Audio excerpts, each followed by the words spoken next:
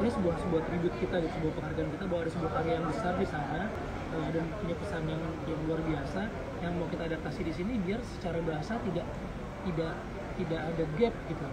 Jadi orang bisa melihat kebaikan-kebaikan lewat film ini lebih dekat gitu dengan bahasa Indonesia, dengan kejadian-kejadian Indonesia, walaupun semuanya tetap dibuat secara filmis, didramatisasi, terus secara hukumnya juga tetap tidak bisa belak-belakan karena semua terbukti sana sini. Tapi paling enggak saya berharap kekurangan tadi masalah apa namanya orang akan membanding-bandingkan itu bisa berkurang memang utuh.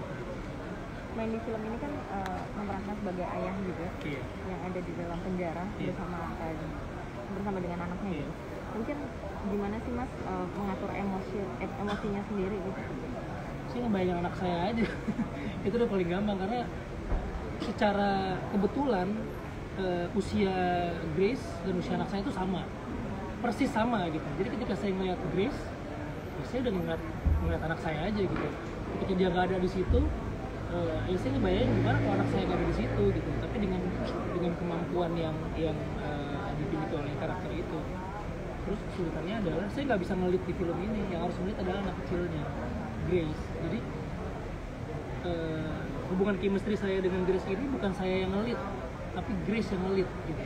Biasanya kan kalau saya jadi aktor utama di film, saya yang ngelit gitu. Tapi ini saya nggak bisa. Yang harus ngelit adalah Grace. Gimana caranya Grace ngelit saya biar karakter drivennya ini bisa terus jalan gitu. Itu sih yang jadi saya sama dia ya bangun terus chemistry-nya, dan chemistry-nya nggak bisa seperti kayak chemistry orang normal yang bisa ini gitu.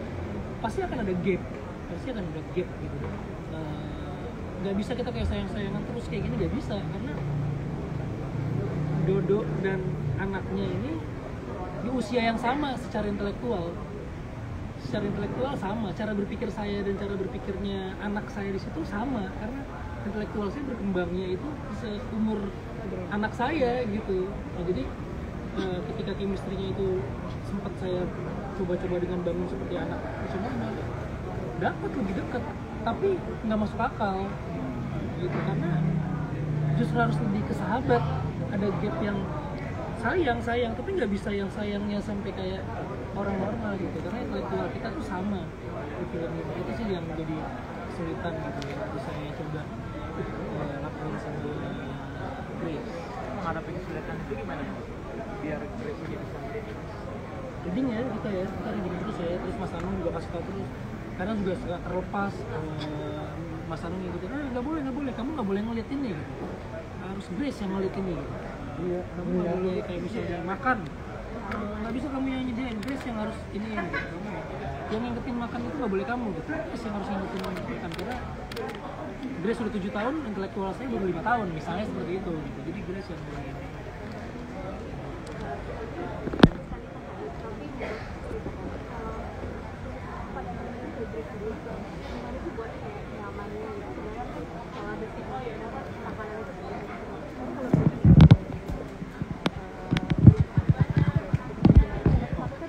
ya masuk ke dalam situasi itu.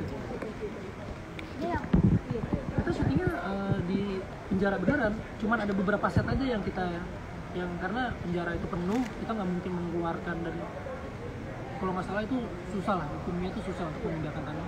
Jadi untuk bagian-bagian yang tertentu kita di studio. Tapi Grace gimana nih waktu syuting di penjara beneran? Aku udah pernah sebelumnya ke penjara beneran.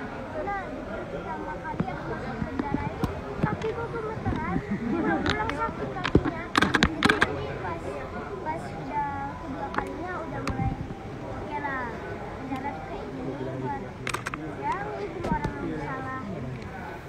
Jadi kalau kita masuk penjaranya, ketika kita di lokasi yang dipakai itu disteril karena kita nggak pernah tahu ya apa yang akan dilakukan oleh teman-teman kita di sana, disteril.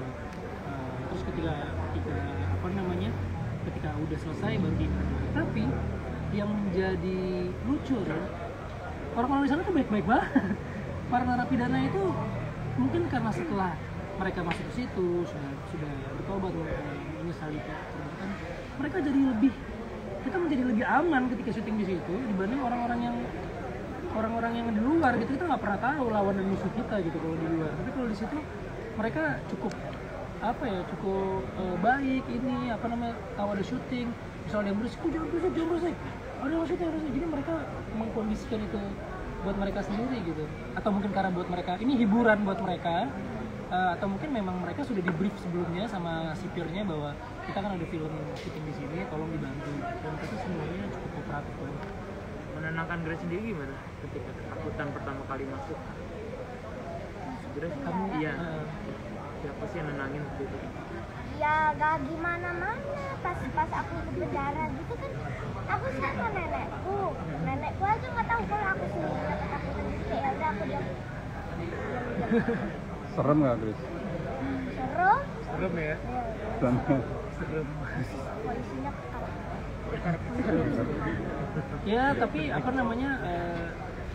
beruntungnya di situ, jadi akhirnya kita punya pengalaman baru lagi untuk syuting di set yang kalau misalnya kita nggak syuting film mungkin kita nggak akan mungkin syuting masuk penjara dengan akses mudah itu gitu. Kayak gitu sih.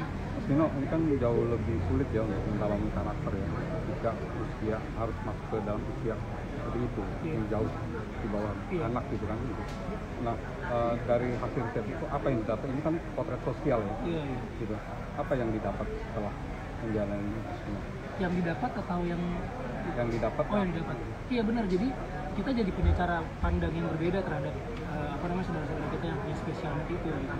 Kita nggak bisa ngejudge mereka meresahkan atau ngejudge mereka cuma dari luarnya aja. Gitu. Karena buat beberapa orang ketika melihat itu ada yang merasa iba, tapi ada yang merasa itu jadi kayak bagian yang memalukan gitu. Harus diakuin, itu harus diakui. Riset dari teman-teman psikolog dan psikiater pun seperti itu gitu. Bahkan di banyak kasus di keluarga yang anaknya itu sampai disingkirkan gitu, masuk ke dalam panti karena orang tuanya malu. Karena harus dilakukan edukasi mereka terhadap teman-teman yang disabilitas ini nggak 100% paham. Dan yang saya tahu film ini dari Koreanya itu pun juga dia diangkat dari kisah nyata gitu, walaupun ya dimodifikasi sana sini, tapi setahu saya ini diangkat dari kejadian nyata yang pernah terjadi di mata sutradaranya kan penulisnya juga. Jadi buat saya ini memang fiktif, tapi ini benar-benar terjadi gitu. Ini banyak terjadi, kita nggak tahu aja, banyak banget terjadi hal seperti ini gitu. Dan kita semua merasa orang-orang seperti ini itu gampang sekali dimanipulasi gitu, baik secara hukum, baik secara keadilan di masyarakat gitu.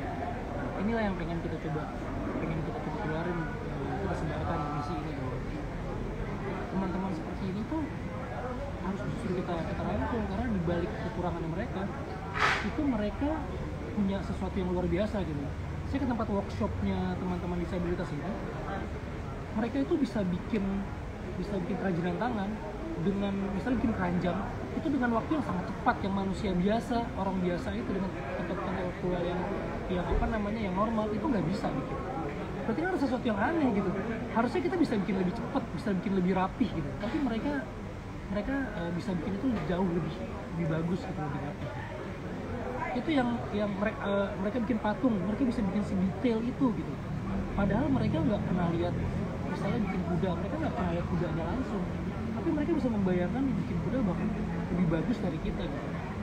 Hal itu kan yang sebetulnya Tuhan tuh sangat adil terhadap manusia. Ini yang jangan sampai kita punya cara pandang yang sebelah mata terhadap mereka. Di balik itu ada kekuatan yang bahkan super power sih kalau menurut teman-teman yang ngejagain mereka tiap hari. Kita nggak bisa melihat mereka kayak gini, mas. Mereka tuh punya super power yang di luar dugaan kita gitu. Mereka bisa ngafalin satu buku dalam waktu 1 hari tuh ada gitu. Ditanya halaman berapa, mereka bisa gitu jawab. Coba kamu gitu. Itu yang jadi ternyata kita tuh nggak ada apa-apanya gitu dibanding mereka gitu. Tapi tidak hanya stigma kekerasan sekali dalam tahanan ya. Iya. Stigma itu sekarang banyak tahanan itu jahat. Benar. Jadi memang stigma itu yang mau kita bukan kita rubah, tapi kita coba edukasi gitu. Terus tentang intelektualisasi karya-karya yang mereka udah buat di dunia nyatanya itu kita cobain, kita masukin ke dalam film ini lewat karakter Dodo itu yang menjadi tukang balon. Balonnya pun bukan cuma balon ditiup, tapi dia bisa membuat balon yang bentuk, yang apa, dan itu memang ada. Bahkan aslinya lebih pintar dari itu.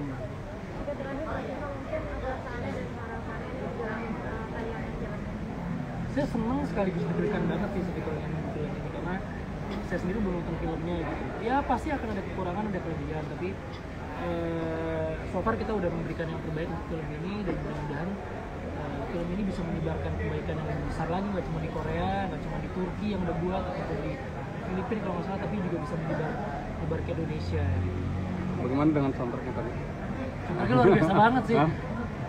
Saya dengerin tadi merinding banget sih, merinding dalam arti ternyata Agnes punya seperti aktor gitu ya.